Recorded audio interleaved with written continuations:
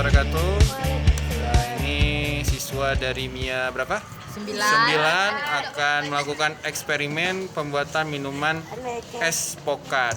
Di sini ada siapa?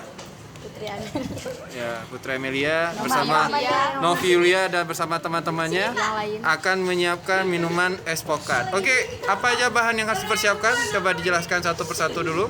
Yang pertama air. Oke, mana airnya? Kasih nampak dulu. Ini air. Ya, yang ada esnya. Terus apa lagi? Nata de coco, coba tunjukkan. Ya, ini nata de coco. Kemudian apa lagi? Gel. Kemudian ada mana? Nutrijel. Rasa apa? Variasinya boleh rasa apa aja? Rasa apa aja ya? Yang disiapkan hari ini rasa apa? Mangga. Mangga dan mangga dan orange ya? Iya.